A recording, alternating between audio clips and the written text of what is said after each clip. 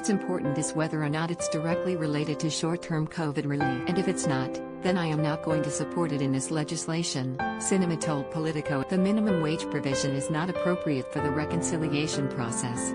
It is not and it shouldn't be in there. Democrats hope to pass the measure as part of President Joe Biden's $1.9 trillion COVID relief plan, which would allow them to get it through the Senate via reconciliation, a process that lets them avoid a GOP filibuster. Republicans oppose the wage hike, claiming it will hurt small businesses and put people out of work. By using reconciliation, Democrats could bypass their objections.But losing Sinema kills that plan as Democrats need every one of their senators with them in the evenly divided Senate. Additionally, Democratic Senator Joe Manchin has expressed opposition to the $15. I want to restore the 60-vote threshold for all elements of the Senate's work, the Arizona Democrat explained. Sinema's decision will likely anger the progressive wing of the party, who wants the $15 wage to become law by any means necessary. The COVID relief legislation is currently being written with each chamber working on its own version. House Democrats have the wage hike in their state. Yes, it will.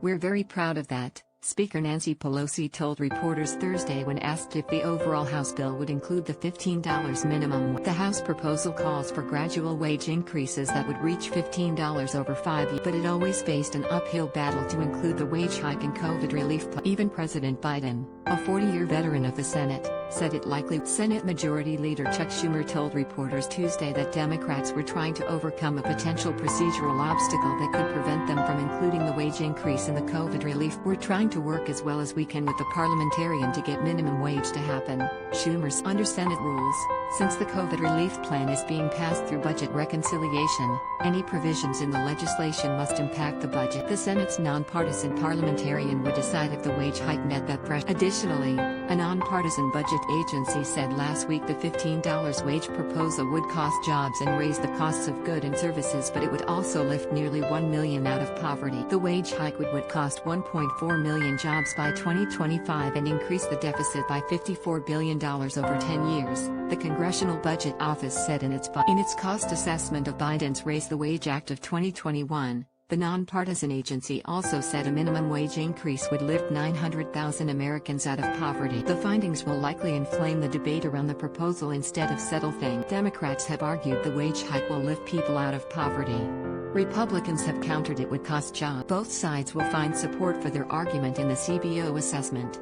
The proposed change in wage could affect as many as 27 million workers who were earning less than or slightly above $15 in 2025, the Budget Office. The existing federal minimum wage, at $7.25 an hour, has not been changed since 2009. However, the cost of goods and services would increase because employers would try to pass on the financial burden of higher wages to consumers. The report for those higher prices, in turn, would lead consumers to purchase fewer goods and services. Employers would consequently produce fewer goods and services, and as a result, they would tend to reduce their employment of workers at all wage levels. The CBO. The study also estimates net pay would jump $333 billion over a decade through 2031, with the $509 billion in higher wages, more than offsetting the $175 billion in lost wages due expected. White House Press Secretary Jen Psaki declined to comment on the CBO score and what it means for Biden's proposal, which still needs to. Well, I heard about the CBO score as I was walking out here, so I haven't talked with our economic team about that specifically,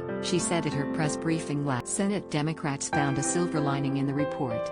They argued its findings meant a minimum wage hike could be included in Biden's $9 trillion COVID relief plan. The relief plan will be passed under reconciliation, a fast-track legislative process that takes the vote threshold in the Senate down to a simple 51 majority. But, because of that, the bill must have a direct impact on federal spending, revenues. Share this article. Share Senator Bernie Sanders, the chairman of the Senate Budget Committee who has been the driving force behind an increased minimum wage, said that CBO score meant there was an impact on federal. What that means is that we can clearly raise the minimum wage to $15 an hour under the rules of reconciliation. The only way to increase the minimum wage to $15 an hour now is to pass it with 51 votes through budget reconciliation. Biden, who spent 3 decades in the Senate, seemed uncertain his plan for $15 an hour could be approved through reconciliation. I don't think it's going to survive, he told CBS News.